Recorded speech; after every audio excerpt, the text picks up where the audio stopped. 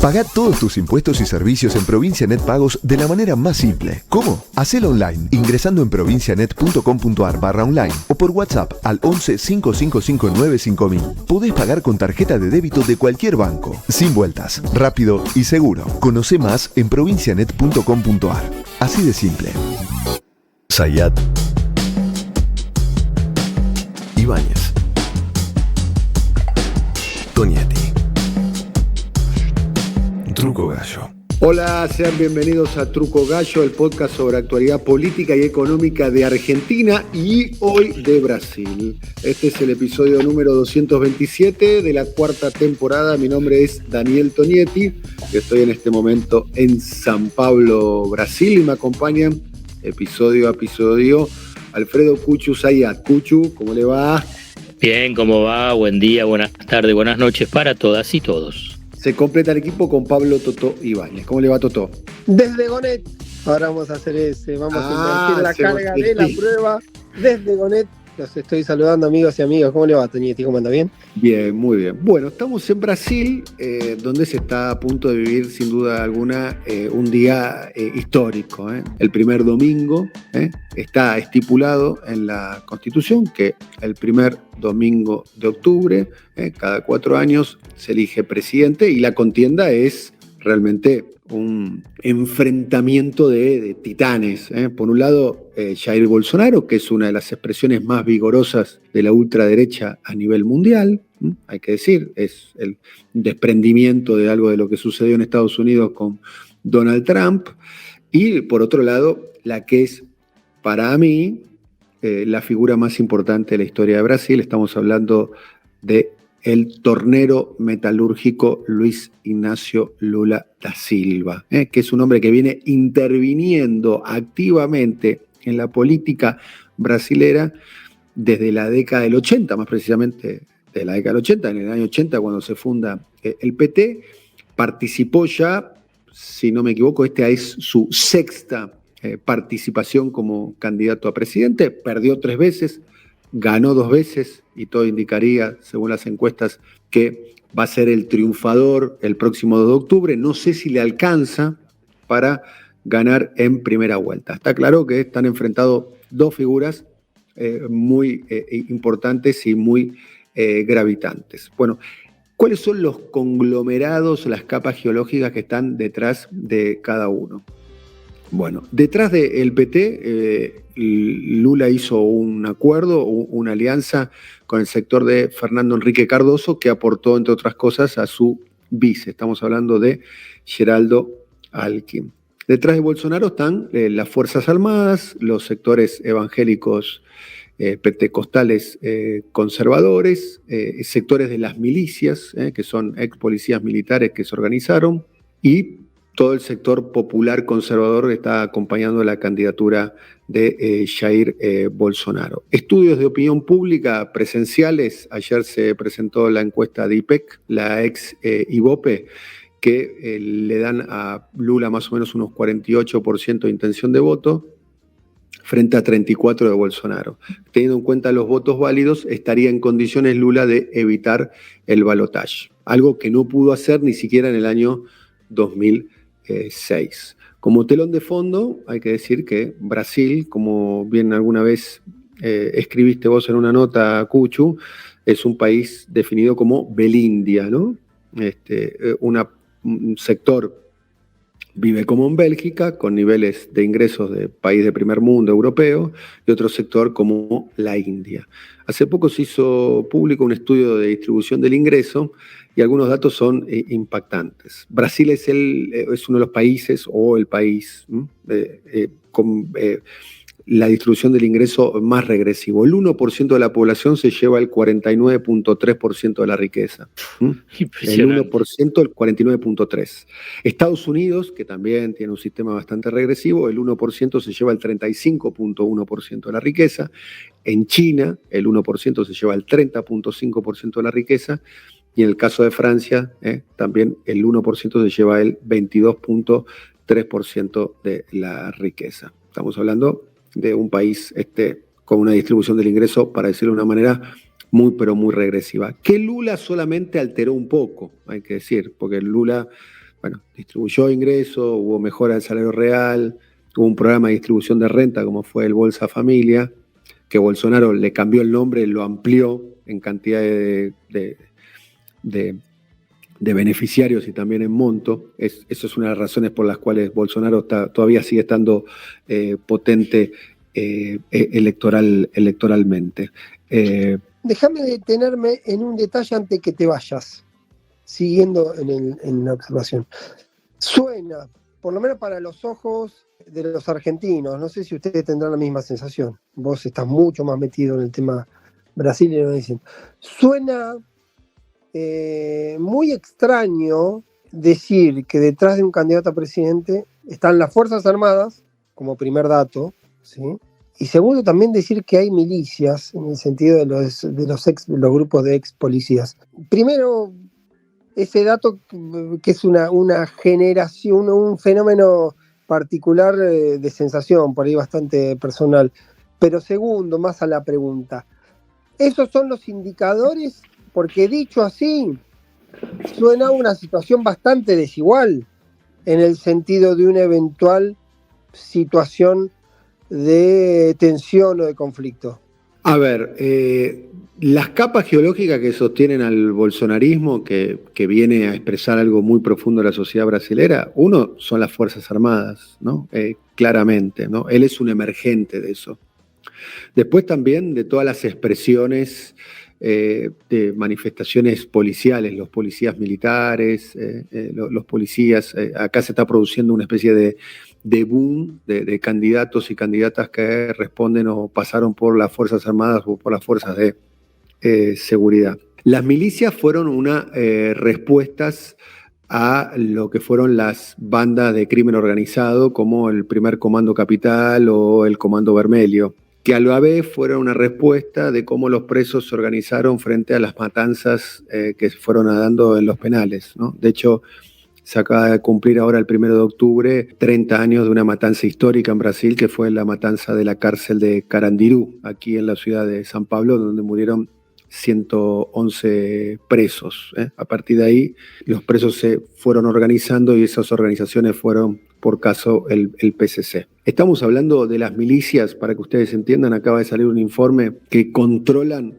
un área poblada por 4 millones de... las milicias son muy fuertes, especialmente en el área de Río de Janeiro, de 4 millones de personas. ¿Y qué es lo que controlan las milicias en Río de Janeiro, por caso? Controlan el acceso a Internet, el acceso de gas de cocina, de lo que se llama, lo que sería para nosotros la garrafa, que es en una ciudad como la de Río de Janeiro, donde no está el tendido de red de gasoductos, como suele ser en la llanura, en la Argentina, donde para decir una manera tender un cable o tender un caño es bastante más sencillo, es absolutamente esencial. El transporte público, así como lo cuento, o sea, las milicias determinan el recorrido del transporte público, cobran impuestos por hacerlo y demás, y conviven además con las bandas de crimen organizado.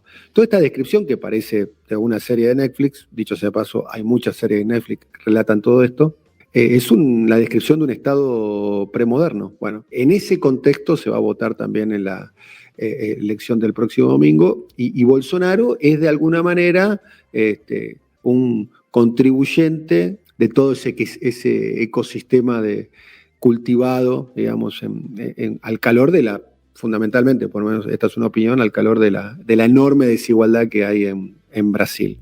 Y es un fenómeno que está presente como una preocupación más allá de la descripción nuestra, porque por ahí de última uno termina viendo que Bolsonaro, aún en las encuestas, tiene 34, y que si no lo resolviese en la primera vuelta Lula, siempre las segundas vueltas son un capítulo abierto, digamos.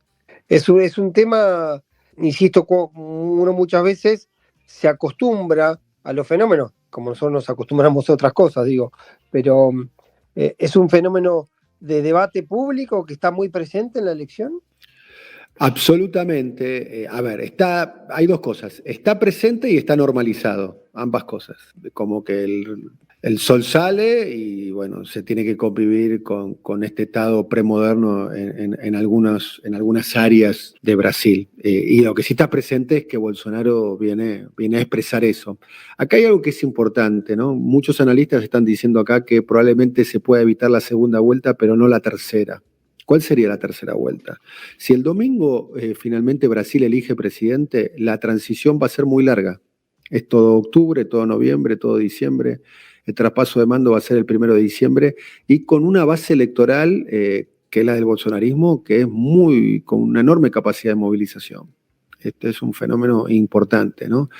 Muy parecido a lo que fue el trumpismo en Estados Unidos, ¿no? Con el episodio, dicho sea de paso, de la invasión del Capitolio del 6 de enero del año 21. ¿Habrá que imaginar un escenario de esas características? No lo sé, no tengo la bola de cristal. Descartarlo no sería inteligente.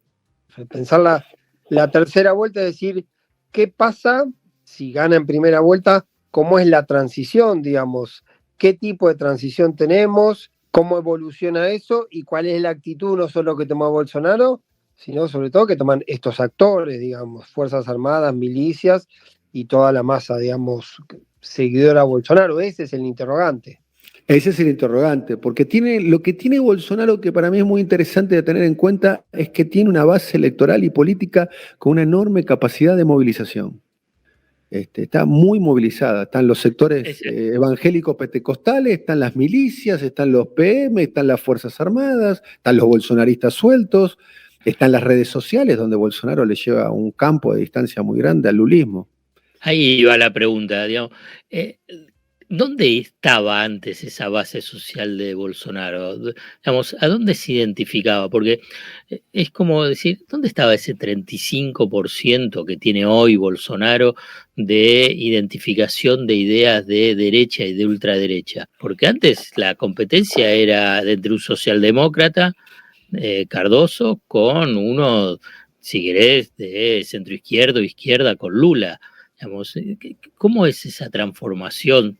No, por ahí te estoy pidiendo algo que demasiado, pero para tratar de entender, porque es un número importante que pese a la crisis económica, la crisis sanitaria, las barbaridades que dice y hace Bolsonaro, igual retiene ese núcleo, ¿no? A ver, la respuesta claramente no lo tengo, es la misma pregunta que nos hacemos nosotros en Argentina, ¿cómo hace Milei para tener 20% de intención de voto a nivel nacional? ¿Qué hay detrás de todo eso? Me parece que la respuesta puede ser múltiple. Lo que yo percibo es que aún perdiendo el bolsonarismo como fenómeno político, digamos, como expresión de una derecha radical y de un sector masivo y popular conservador, llegó para quedarse. Esta es la percepción que yo tengo, más allá del resultado del próximo domingo. Y por otro lado, Bolsonaro hizo una distribución, por ejemplo, Bolsa Familia, que era como la UH dispuesta por Lula, que más o menos tenía en el último tramo 200 reales, la subió a 400, o sea, la duplicó, y además en pleno periodo electoral, a partir de julio, o sea, 2 meses atrás, la subió a 600 reales, o sea, algo, y además subió más o menos no tengo el número exacto, pero creo de 17 millones a 19 millones los beneficiarios. O sea, hay un plan por parte de Bolsonaro de tratar de, si se quiere, motivar, cautivar a los sectores populares. Como de alguna manera, alguien podrá decir, mientras está escuchando esto, parecido a lo que hizo con los planes sociales Macri, ¿no? Porque Macri no los ha cortado los planes sociales, al contrario. Aumentaron. Los aumentó tanto en términos nominales como en cantidad de beneficiarios.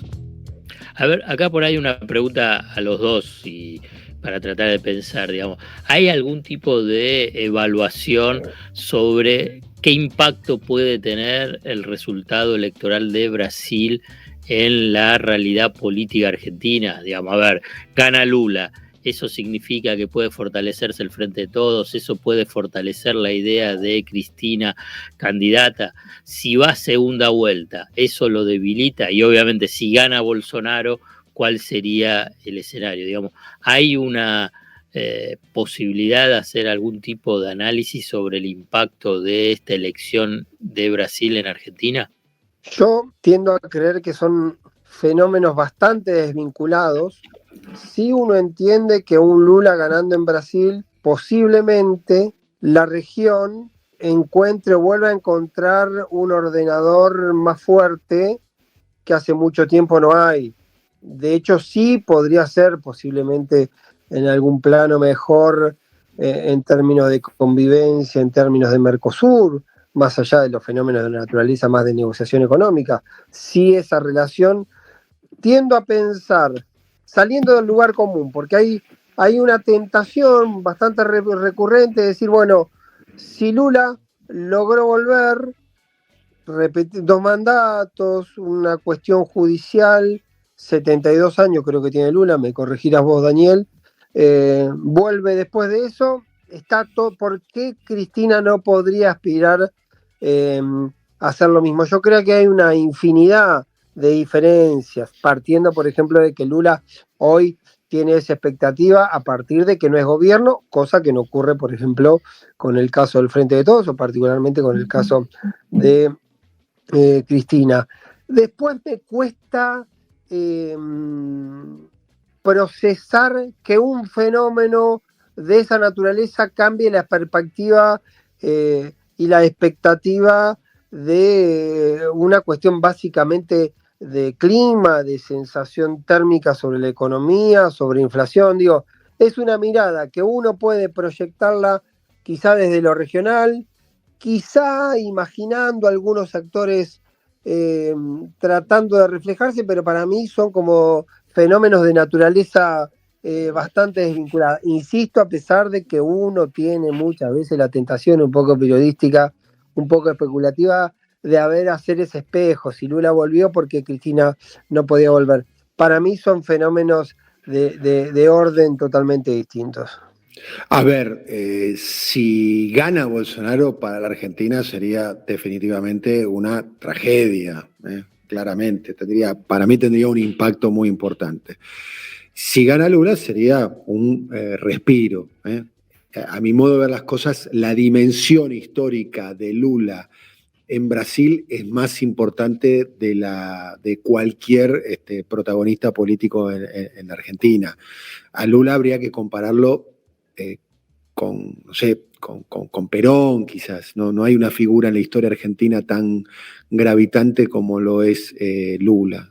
Viene interviniendo, como lo contaba recién, desde el año 89, que se presentó como primera vez como candidato, y es el único partido que está constituido como tal desde la redemocratización del país en el año 85.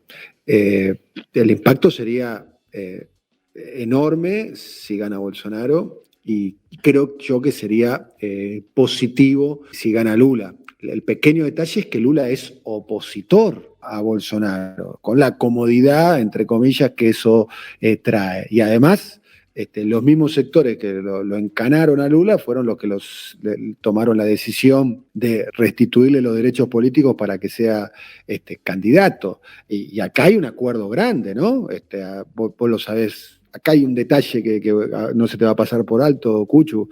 Primero, que la candidatura Lula-Alckmin es un acuerdo Lula-Fernando Henrique Cardoso, que son las dos, claramente. Es un acuerdo, además, explícito, para decir una manera. Se juntaron, se sacaron una foto. Fernando Henrique Cardoso acaba de presentar un documento hace pocos días atrás, donde no dice que va a votar a Lula, pero dice que va a votar a Lula, ¿no? Y el vice de Lula es un hombre del riñón de Fernando Henrique Cardoso, como Geraldo Alckmin. Eso por un lado. Lula recibió el apoyo, este es un detalle que tampoco se te va a pasar por alto, de Fernando Meireles. Fernando Meireles fue uno de los funcionarios, si bien el presidente del Banco Central no es un funcionario directo del presidente, fue el presidente del Banco Central durante los 8 años de los 2 mandatos de Lula como presidente. luego fue ministro de Facenda, ministro de Economía de Michel Temer, después del golpe de Dilma, y fue el hombre que impulsó algunas iniciativas, tipo la reforma trabajista, una reforma laboral, una reforma previsional, ya imaginarán en qué sentido, y también una ley que era el techo de gastos, digamos. Sí, es un ortodoxo presidente mundial del Bank Boston, digamos, claro, como referencia. Bueno, salió esta semana apoyando a Lula, digamos, ¿no? Detrás de Lula. Entonces, y eso también, ¿no? O sea que lo que está claro es que el establishment, digamos, si querés, judicial, político y empresarial, se quiere sacar de encima a Bolsonaro. Yo llegué hoy, estuve viendo la Red de Globo, que en Buenos Aires no se puede ver, y el tratamiento que le da la Red de Globo a Lula es un tratamiento sobrio, para decir una manera, no lo toma como un enemigo. ¿Es para decir que Lula es el candidato de la Red de Globo? No es para decir eso. Pero a juzgar por cómo lo está tratando, pareciera ser que en líneas editoriales no le disgustaría que Lula vuelva al poder. Queda una pregunta para mí. ¿Cómo está el clima social? ¿Cómo está ese fenómeno de la idea de que no ocurra, ¿no? Pero hay como mucha mirada de un clima crispado. ¿Qué pudiste ver? ¿Qué venís sintiendo? Bueno, acabo de llegar en el día de hoy, así que demasiados elementos no puedo tener de cuál es el clima. Hablando con el taxista, ¿no? Que es casi el primer contacto que tenemos todos cuando nos bajamos en un aeropuerto, le pregunté quién creía que iba a ganar y me contestó que cree que va a ganar Bolsonaro. Cuando le pregunté a quién iba a votar, me sonrió y me dijo que no sabía, que todavía no lo tenía decidido y demás. ¿Qué expresa esto? Hay un poco de miedo, hay un poco de miedo a manifestar el voto. Es más, hay muchos analistas que están hablando del voto vergoña o el voto miedo. ¿Cuál sería el voto vergoña? El voto vergüenza, que en este caso se expresaría en los votantes de Lula, que lo votan a Lula, pero no lo quieren hacer público por vergüenza o por miedo. La campaña tuvo muchos episodios de violencia, incluso con algunas muertes, sin ir más lejos. Y todas las recomendaciones que me trasladan mis amigos que viven acá en San Pablo es que sí, que es un clima electoral caldeado, pesado, picante.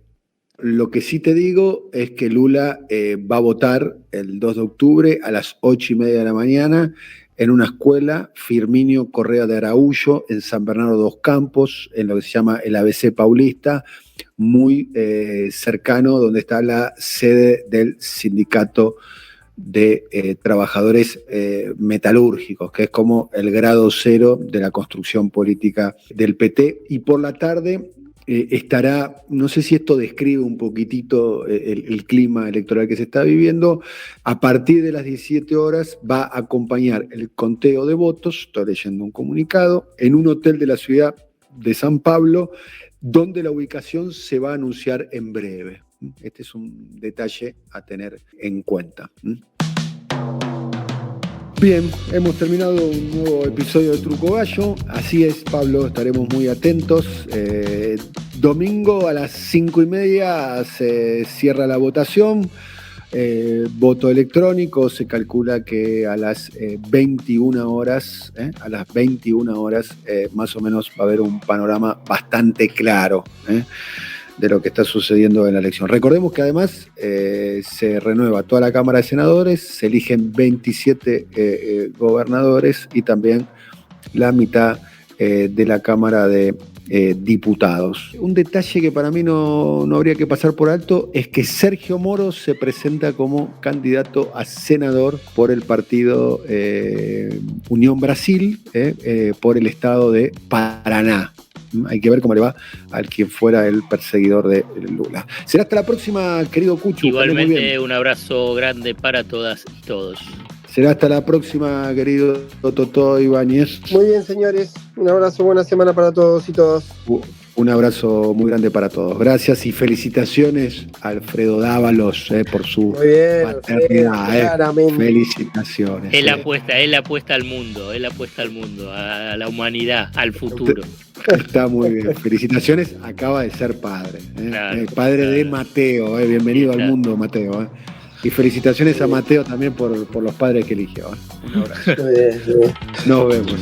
Coordinación: Alfred Ábalos. Producción comercial: Pablo López. Realización: Simón Villarrubia. Diseño gráfico: Andrés Roch y Lisandro Aira para Brasilcomunicación.com.